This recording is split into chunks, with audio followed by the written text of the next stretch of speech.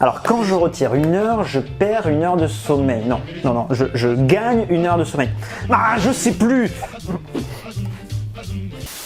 Bonjour à tous, je suis Ben et bienvenue dans Histoire à la carte. Aujourd'hui on va parler de trucs hyper simples, des fuseaux horaires et du changement d'heure. De quand datent les fuseaux horaires, à quel moment la France a changé le sien et depuis quand s'est-elle mise à passer à l'heure d'été. Et restez bien jusqu'au bout car on va parler de bizarreries des fuseaux horaires. Générique.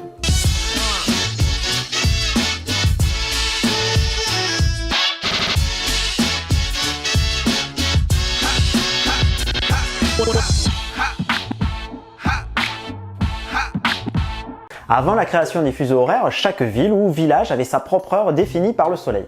En France, par exemple, quand il était 12h à Strasbourg, il était environ 11h40 à Paris et 11h20 à Brest. Ce qui n'était pas trop gênant jusqu'au développement du réseau ferré. Donc le train va apporter bien sûr des voyageurs, des marchandises, mais aussi l'heure de Paris. Ainsi, dans les villes de France qui vont l'accueillir, se développe un double affichage. Heure de Paris, heure locale.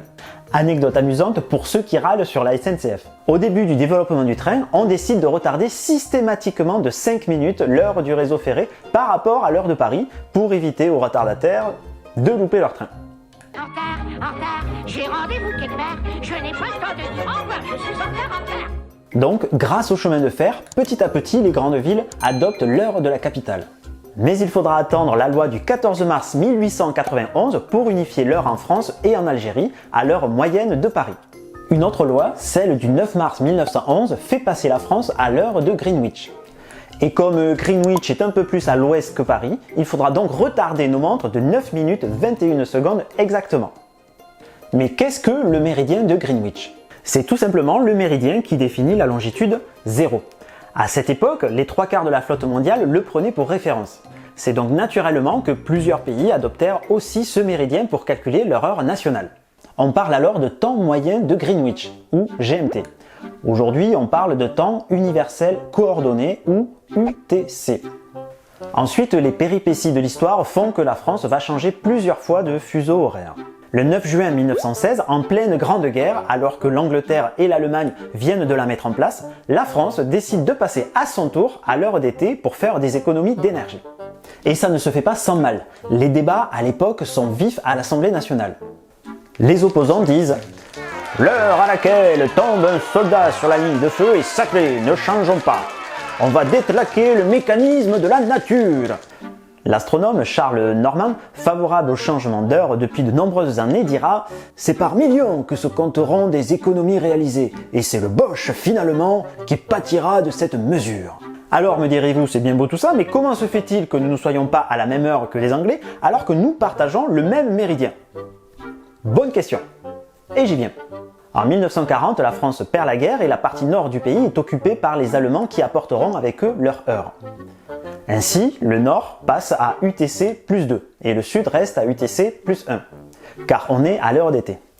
Pour simplifier les choses, le gouvernement de Vichy s'aligne sur l'occupant, tout comme le Royaume-Uni qui ne veut pas être en retard d'1 heure face à ses ennemis. Franco fera de même pour paraître sympathique à son copain Hitler.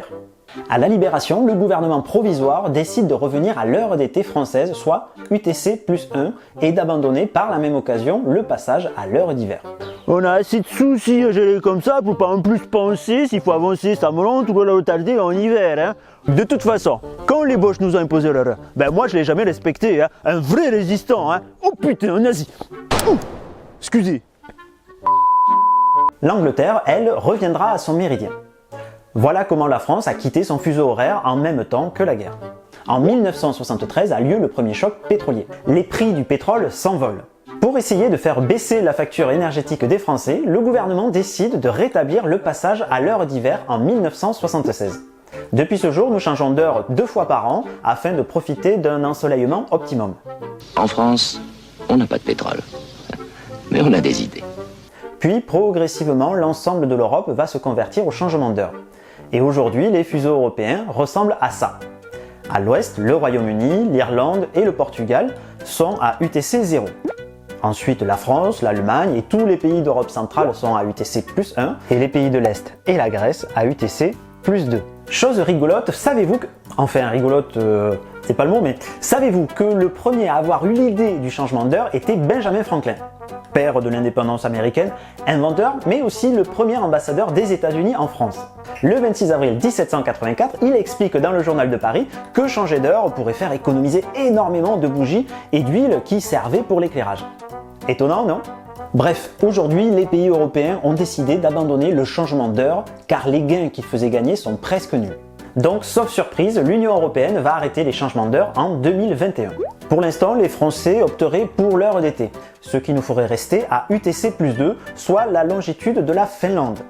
Alors c'est très bien l'été car le soleil se couche plus tard, mais déprimant surtout l'hiver car le soleil se lèverait beaucoup plus tard.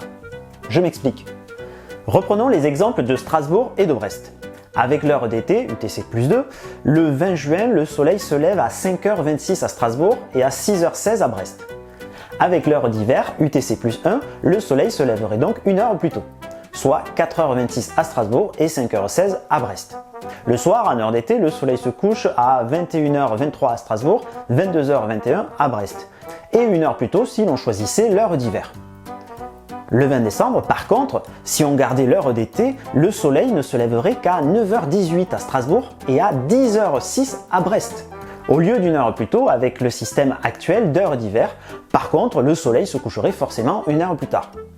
C'est un choix. Le problème avec le changement d'heure, c'est si les pays voisins ne se mettent pas d'accord entre eux.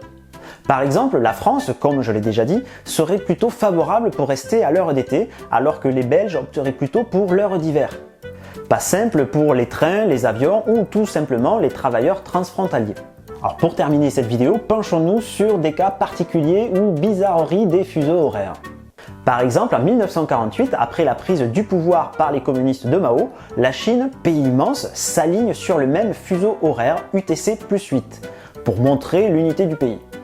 Du coup, quand le soleil se lève à 5h ici, il ne se lève qu'à 9h là. Les États-Unis, pour des distances similaires, ont 4 fuseaux horaires. Autre grand pays, l'Australie. L'Australie est traversée par 3 fuseaux horaires, mais un peu différents de ce que l'on connaît puisqu'à l'ouest, ils sont à UTC+8, à l'est à +10 et au centre à 9,5. Et oui, et pour faciliter tout ça, les États australiens ne se sont pas mis d'accord sur l'heure d'été et ça donne ça. Un gros bordel, 3 fuseaux pour 5 heures différentes. Et pour continuer avec je fais ce que je veux avec mes fuseaux horaires, vous avez l'Iran, UTC plus 3,5, l'Afghanistan, UTC 4,5, l'Inde 5,5, la Birmanie à 6,5 et le pompon revient au Népal qui sont à UTC 5,75. Autre curiosité, les îles Kiribati qui étaient à cheval pile poil sur la ligne de changement de journée, ce qui n'est pas très pratique dans la gestion du territoire. Quand ici on est lundi, là on est encore dimanche. Ils ont donc rajouté 2 fuseaux horaires UTC plus 13 et plus 14. Alors si par hasard vous vous retrouvez à faire du tourisme en Afghanistan, qu'est-ce que vous foutez là? Et que vous souhaitez aller en Chine. Et oui, l'Afghanistan et la Chine ont une frontière commune. Donc si vous la traversez, vous prendrez 3h30 dans les dents, car d'un côté on est UTC plus 4,5 et en Chine on est à UTC 8. Bref, c'est un gros bordel. Je ne sais pas pourquoi on s'est cassé le cul à faire des fuseaux horaires si au final chacun fait ce qu'il veut. Et c'est sur cette magnifique conclusion que se termine cette vidéo. Si elle vous a plu, laissez-moi un petit pouce bleu, un commentaire, n'oubliez pas de vous abonner. À très bientôt et surtout n'oubliez pas de rester curieux et confiné. Rebonjour. Alors, si vous voulez voir une vidéo qui n'a rien à voir avec ce que vous venez de regarder, vous cliquez sur le carré là-haut. Et puis si vous voulez voir une deuxième vidéo qui n'a rien à voir avec ce que vous venez de voir encore, vous cliquez sur celle-ci. Et puis après, si vous voulez vous abonner, il y a le petit rond avec le chauve à l'intérieur, vous cliquez dessus, vous vous abonnez. C'est pratique, hein? Oh putain, nazi!